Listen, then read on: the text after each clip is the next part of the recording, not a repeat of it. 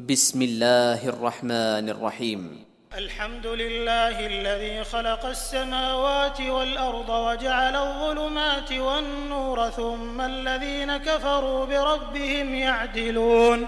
هو الذي خلقكم من طين ثم قضى أجلا وأجل مسمى عنده ثم أنتم تمترون. وهو الله في السماوات وفي الأرض يعلم سركم وجهركم ويعلم ما تكسبون. وما تأتيهم من آية من آيات ربهم إلا كانوا عنها معرضين. فقد كذبوا بالحق لما جاءهم فسوف يأتيهم أنباء ما كانوا به يستهزئون.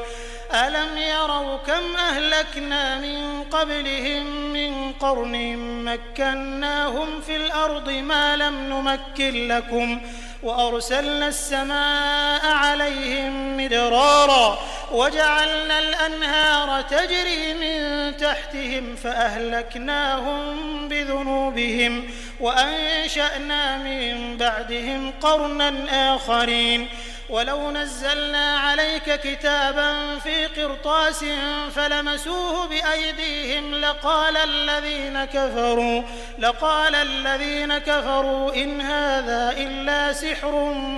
مبين. وقالوا لولا أنزل عليه ملك ولو أنزلنا ملكا لقضي الأمر ثم لا ينظرون. ولو جعلناه ملكا لجعلناه رجلا وللبسنا عليهم ما يلبسون. ولقد استهزئ برسل من قبلك فحاق بالذين سخروا منهم ما كانوا به يستهزئون. قل سيروا في الأرض ثم انظروا كيف كان عاقبة المكذبين. قل لمن ما في السماوات والأرض قل لله كتب على نفسه الرحمة ليجمعنكم إلى يوم القيامة لا ريب فيه الذين خسروا أنفسهم فهم لا يؤمنون. وله ما سكن في الليل والنهار وهو السميع العليم.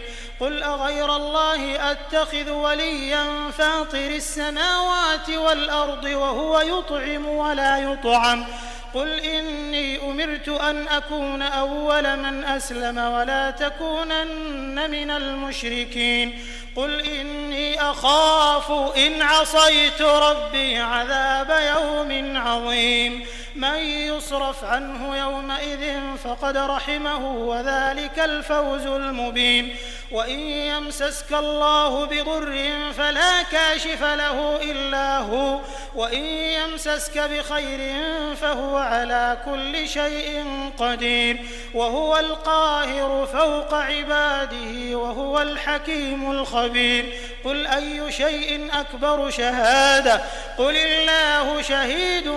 بيني وبينكم وأوحي إلي هذا القرآن لأنذركم به ومن بلغ أئنكم لتشهدون أن مع الله آلهة أخرى قل لا أشهد قل إنما هو إله واحد وإنني بريء مما تشركون. الذين آتيناهم الكتاب يعرفونه كما يعرفون أبناءهم الذين خسروا أنفسهم فهم لا يؤمنون. ومن أظلم ممن افترى على الله كذبا أو كذب بآياته إنه لا يفلح الظالمون. ويوم نحشرهم جميعا ثم نقول للذين أشركوا أين شركاؤكم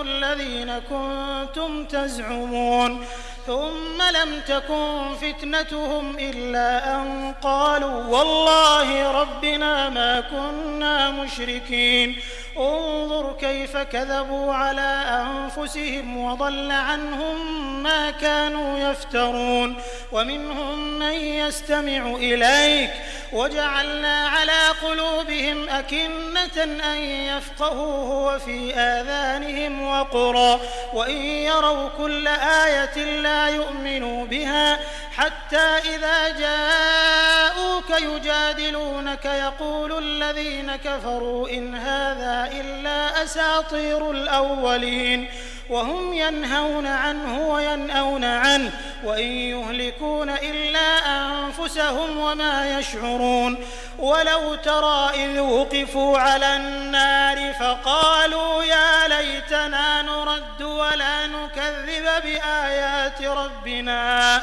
ونكون من المؤمنين بل بدا لهم ما كانوا يخفون من قبل ولو ردوا لعادوا لما نهوا عنه وإنهم لكاذبون وقالوا إن هي إلا حياتنا الدنيا وما نحن بمبعوثين ولو ترى إذ وقفوا على ربهم قال أليس هذا بالحق قالوا بلى وربنا قال فذوقوا العذاب بما كنتم تكفرون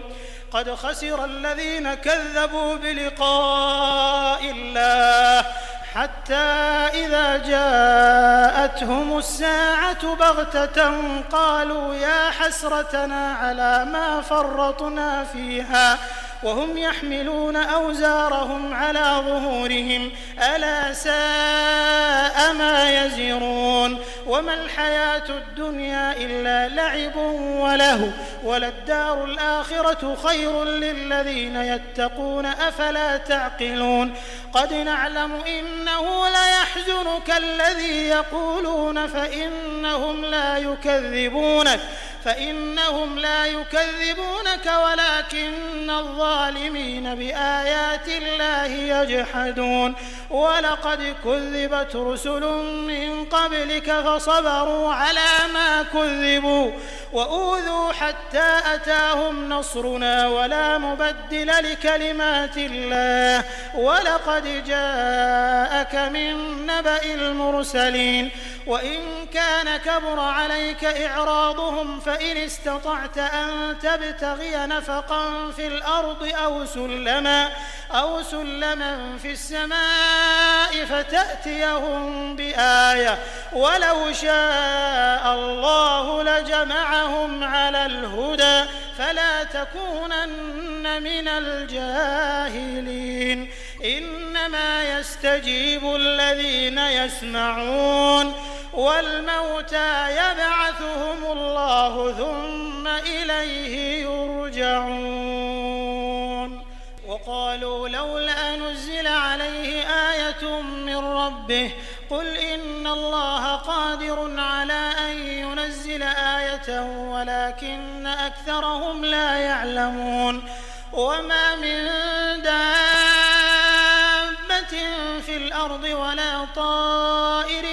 يطير بجناحيه إلا أمم أمثالكم ما فرطنا في الكتاب من شيء ثم إلى ربهم يحشرون والذين كذبوا بآياتنا صم وبكم في الظلمات من يشاء الله يضلله ومن يشاء يجعله على صراط مستقيم قل أرأيتكم إن أتاكم عذاب الله أو أتتكم الساعة أغير الله تدعون إن كنتم صادقين بل إياه تدعون فيكشف ما تدعون إليه إن شاء وتنسون ما تشركون ولقد أرسلنا إلى أمم من قبلك فأخذناهم بالبأساء والضراء لعلهم يتضرعون فلولا إذ جاءهم بأسنا تضرعوا ولكن قست قلوبهم وزين لهم الشيطان ما كانوا يعملون فلما نسوا ما ذكروا به فتحنا عليهم أبواب كل شيء حتى إذا فرحوا بما أوتوا أخذناهم بغتة فإذا هم مبلسون فقطع دابر القوم الذين ظلموا والحمد لله رب العالمين. قل أرأيتم إن أخذ الله سمعكم وأبصاركم وختم على قلوبكم من إله غير الله يأتيكم به انظر كيف نصرف الآيات ثم هم يصدفون. قل أرأيتكم إن أتاكم عذاب الله بغتة أو جهرة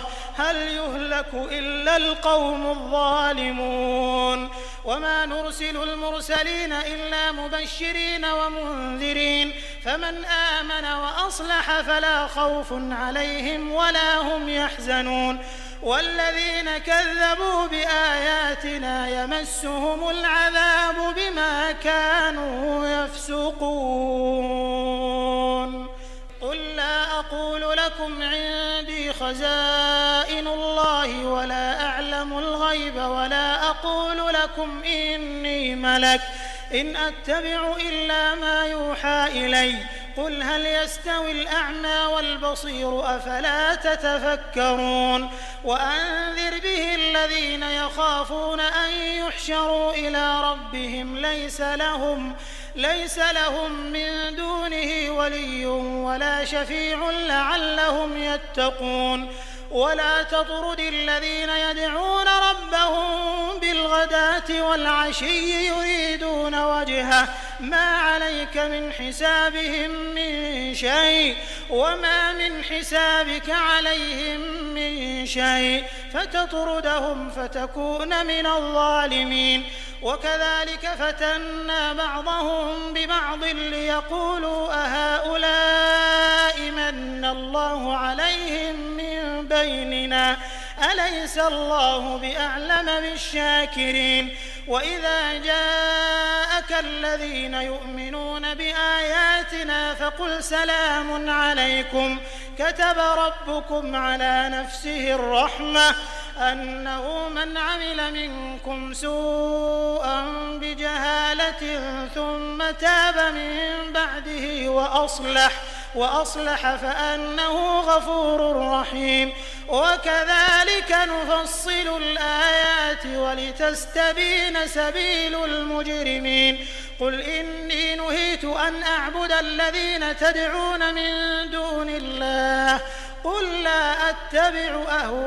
أهواءكم قد ضللت إذا وما أنا من المهتدين. قل إني على بينة من ربي وكذبتم به ما عندي ما تستعجلون به إن الحكم إلا لله يقص الحق وهو خير الفاصلين. قل لو أن عندي ما تستعجلون به لقضي الأمر بيني وبينكم والله أعلم بالظالمين. وعنده مفاتح الغيب لا يعلمها إلا هو ويعلم ما في البر والبحر وما تسقط من ورقة إلا يعلمها ولا حبة في ظلمات الأرض ولا رطب ولا يابس إلا في كتاب مبين. وهو الذي يتوفاكم بالليل ويعلم ما جرحتم بالنهار ثم يبعثكم فيه ليقضى أجل مسمى ثم إليه مرجعكم ثم ينبئكم بما كنتم تعملون. وهو القاهر فوق عباده ويرسل عليكم حفظة حتى إذا جاء أحدكم الموت توفته رسلنا وهم لا يفرطون ثم ردوا إلى الله مولاهم الحق ألا له الحكم وهو أسرع الحاسبين. قل من ينجيكم من ظلمات البر والبحر تدعونه تضرعا وخفية لئن أنجانا من هذه لنكونن من الشاكرين قل الله ينجيكم منها ومن كل كرب ثم أنتم تشركون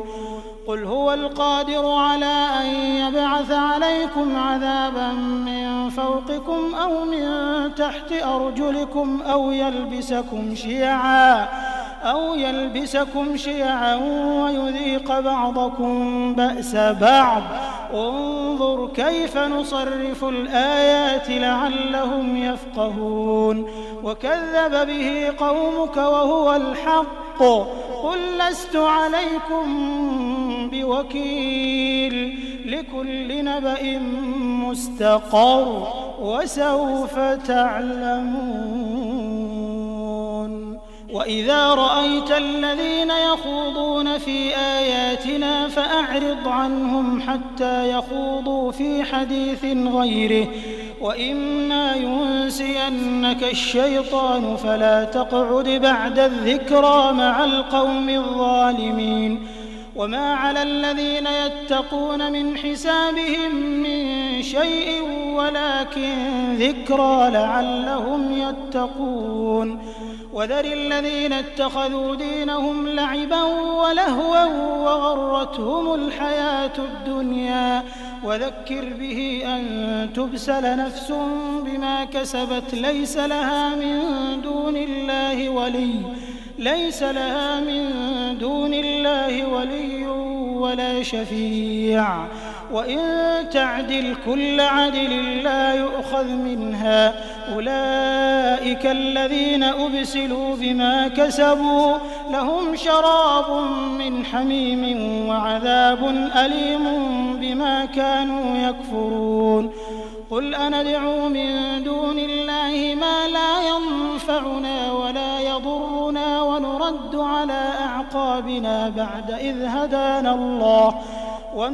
على أعقابنا بعد إذ هدانا الله كالذي استهوته الشياطين في الأرض حيران له أصحاب يدعونه إلى الهدى ائتنا قل إن هدى الله هو الهدى وأمرنا لنسلم لرب العالمين وأن أقيموا الصلاة واتقوه وهو الذي إليه تحشرون وهو الذي خلق السماوات والأرض بالحق ويوم يقول كن فيكون قوله الحق وله الملك يوم ينفخ في الصور عالم الغيب والشهادة وهو الحكيم الخبير وإذ قال إبراهيم لأبيه آزر أتتخذ أصناما آلهة إني أراك وقومك في ضلال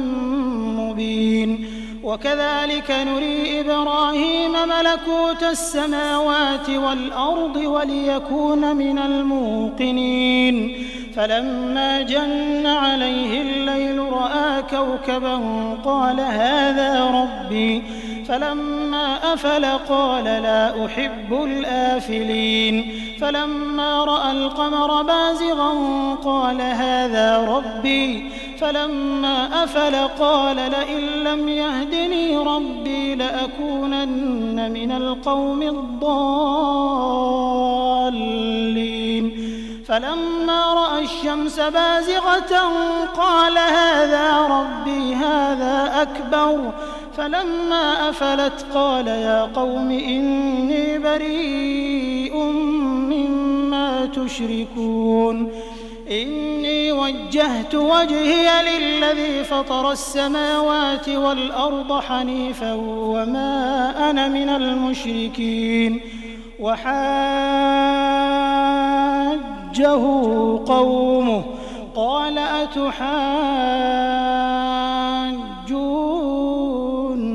في الله وقد هدان ولا أخاف ما تشركون به إلا أن يشاء ربي شيئا وسع ربي كل شيء علما أفلا تتذكرون وكيف أخاف ما أشركتم ولا تخافون أنكم أشركتم بالله ما لم ينزل به عليكم سلطانا فأي الفريقين أحق بالأمن إن كنتم تعلمون الذين آمنوا ولم يلبسوا إيمانهم بظلم أولئك لهم الأمن وهم مهتدون وتلك حجتنا آتيناها إبراهيم على قومه نرفع درجات من نشاء إن ربك حكيم عليم ووهبنا له إسحاق ويعقوب كلا هدينا ونوحا هدينا من قبل ومن ذريته داود وسليمان وأيوب ويوسف وموسى وهارون وكذلك نجزي المحسنين وزكريا ويحيى وعيسى وإلياس كل من الصالحين وإسماعيل واليسع ويونس ولوطا وكلا فضلنا على العالمين ومن آبائهم وذرياتهم وإخوانهم واجتبيناهم وهديناهم إلى صراط مستقيم ذلك هدى الله يهدي به من يشاء من عباده ولو أشركوا لحبط عنهم ما كانوا يعملون أولئك الذين آتيناهم الكتاب والحكم والنبوة فإن يكفر بها هؤلاء فقد وكلنا بها قوما ليسوا بها بكافرين أولئك الذين هدى الله فبهداه مقتده قل لا أسألكم عليه أجرا إن هو إلا ذكرى للعالمين وما قدروا الله حق قدره إذ قالوا ما أنزل الله على بشر من شيء قل من أنزل الكتاب الذي جاء به موسى نورا وهدى للناس تجعلونه قراطيس تبدونها وتخفون كثيرا وعلمتم ما لم تعلموا أنتم ولا آباؤكم قل الله ثم ذرهم في خوضهم يلعبون وهذا كتاب أنزلناه مبارك مصدق الذي بين يديه ولتنذر أم القرى ومن حولها والذين يؤمنون بالآخرة يؤمنون به وهم على صلاتهم يحافظون ومن أظلم ممن افترى على الله كذبا أو قال أوحي إلي ولم يوح إليه شيء ومن قال سأنزل مثل ما أنزل الله ولو ترى إذ الظالمون في غمرات الموت والملائكة باسطوا أيديهم أخرجوا أنفسكم اليوم تجزون عذاب الهون بما كنتم تقولون على الله غير الحق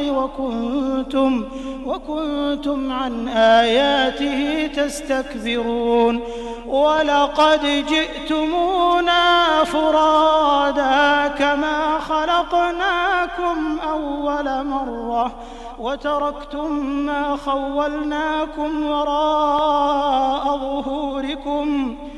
وما نرى معكم شفعاءكم الذين زعمتم أنهم فيكم شركاء لقد تقطع بينكم وضل عنكم ما كنتم تزعمون إن الله فالق الحب والنوى يخرج الحي من الميت ومخرج الميت من الحي ذلكم الله فأنى تؤفكون فالق الإصباح وجعل الليل سكنا والشمس والقمر حسبانا ذلك تقدير العزيز العليم وهو الذي جعل لكم النجوم لتهتدوا بها في ظلمات البر والبحر قد فصلنا الآيات لقوم يعلمون وهو الذي أنشأكم من نفس واحدة فمستقر ومستودع قد فصلنا الآيات لقوم يفقهون وهو الذي أنزل من السماء ماء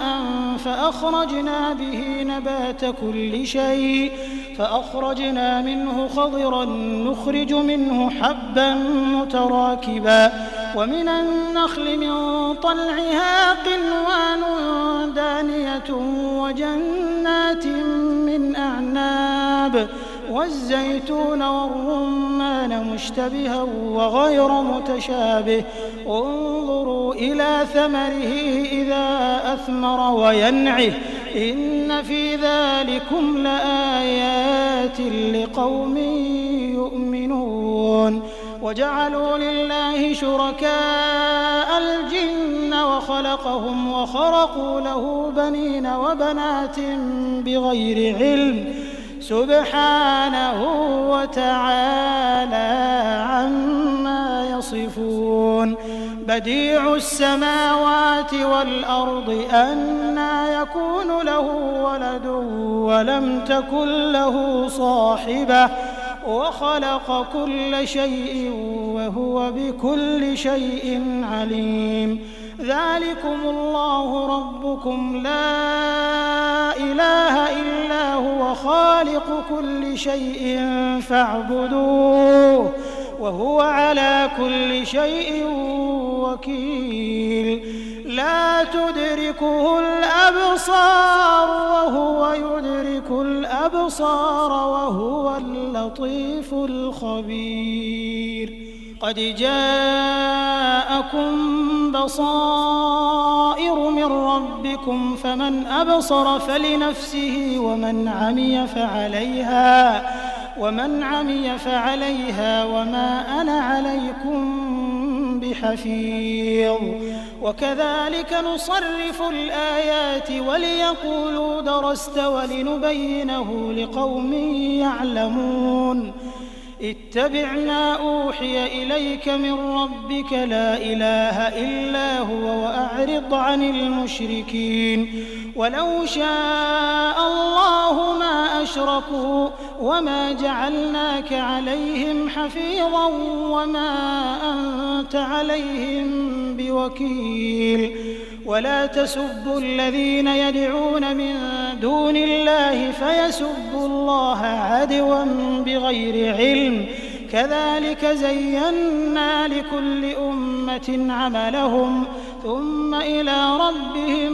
مرجعهم فينبئهم بما كانوا يعملون وأقسموا بالله جهد أيمانهم لئن جاءتهم آية ليؤمنن بها قل إنما الآيات عند الله وما يشعركم أنها إذا جاءت لا يؤمنون ونقلب أفئدتهم وأبصارهم كما لم يؤمنوا به أول مرة ونذرهم في طغيانهم يعمهون ولو أننا نزلنا إليهم الملائكة الملائكة وكلمهم الموتى وحشرنا عليهم كل شيء قبلا ما كانوا ليؤمنوا إلا أن يشاء الله ولكن أكثرهم يجهلون. وكذلك جعلنا لكل نبي عدوا شياطين الإنس والجن يوحي بعضهم إلى بعض زخرف القول غرورا ولو شاء ربك ما فعلوه فذرهم وما يفترون. ولتصغى إليه أفئدة الذين لا يؤمنون بالآخرة وليرضوه وليقترفوا ما هم مقترفون. أفغير الله أبتغي حكما وهو الذي أنزل إليكم الكتاب مفصلا والذين آتيناهم الكتاب يعلمون أنه منزل من ربك بالحق فلا تكونن من الممترين. وتمت كلمة ربك صدقا وعدلا لا مبدل لكلماته وهو السميع العليم. وإن تطع أكثر من في الأرض يضلوك عن سبيل الله إن يتبعون إلا الظن وإن هم إلا يخرصون. إن ربك هو أعلم من يضل عن سبيله وهو أعلم بالمهتدين. فكلوا مما ذكر اسم الله عليه إن كنتم بآياته مؤمنين. وما لكم ألا تأكلوا مما ذكر اسم الله عليه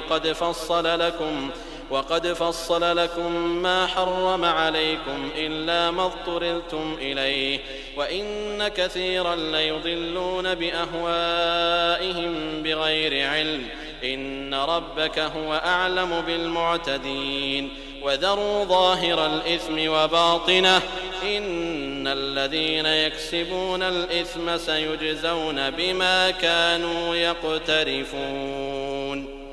ولا تأكلوا مما لم يذكر اسم الله عليه وإنه لفسق وإن الشياطين ليوحون إلى أوليائهم ليجادلوكم وإن أطعتموهم إنكم لمشركون. أومن كان ميتا فأحييناه وجعلنا له نورا يمشي به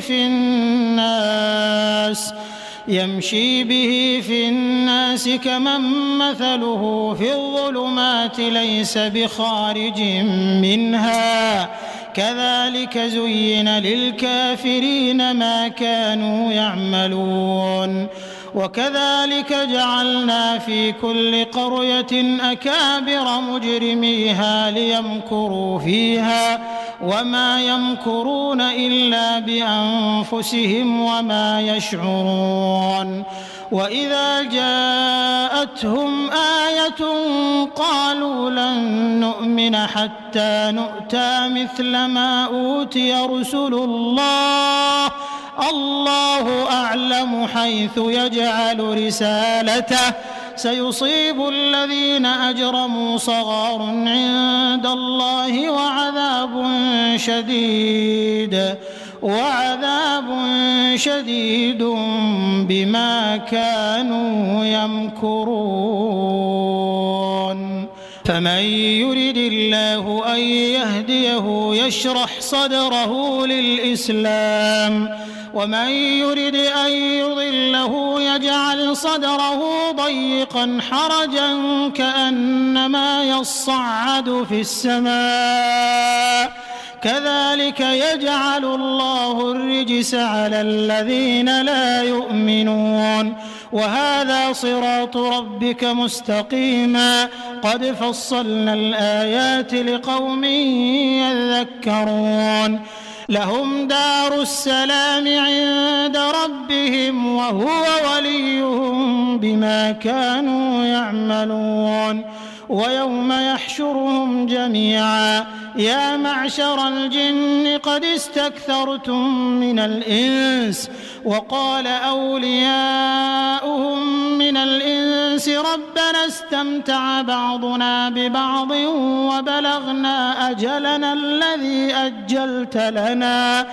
قال النار مثواكم خالدين فيها إلا ما شاء الله إن ربك حكيم عليم وكذلك نولي بعض الظالمين بعضا بما كانوا يكسبون يا معشر الجن والإنس ألم يأتكم رسل منكم يقصون عليكم آياتي وينذرونكم لقاء يومكم هذا قالوا شهدنا على أنفسنا وغرتهم الحياة الدنيا وشهدوا على أنفسهم أنهم كانوا كافرين ذلك أن لم يكن ربك مهلك القرى بظلم وأهلها غافلون ولكل درجات مما عملوا وما ربك بغافل عما يعملون وربك الغني ذو الرحمة إن يشأ يذهبكم ويستخلف من بعدكم ما يشاء كما أنشأكم من ذرية قوم آخرين إنما توعدون لآت وما أنتم بمعجزين قل يا قوم اعملوا على مكانتكم إني عامل فسوف تعلمون من تكون له عاقبة الدار إنه لا يفلح الظالمون وجعلوا لله مما ذرأ من الحرث والأنعام نصيبا فقالوا هذا لله بزعمهم وهذا لشركائنا فما كان لشركائهم فلا يصل إلى الله وما كان لله فهو يصل إلى شركائهم ساء ما يحكمون وكذلك زين لكثير من المشركين قتل أولادهم شركاؤهم ليردوهم وليلبسوا عليهم دينهم ولو شاء الله ما فعلوه فذرهم وما يفترون وقالوا هذه أنعام وحرث حجر لا يطعمها إلا من نشاء بزعمهم وأنعام حرمت ظهورها وأنعام لا يذكرون اسم الله عليها افتراء عليه سيجزيهم بما كانوا يفترون وقالوا ما في بطون هذه الأنعام خالصة لذكورنا ومحرم على أزواجنا وإن يكن ميتة فهم فيه شركاء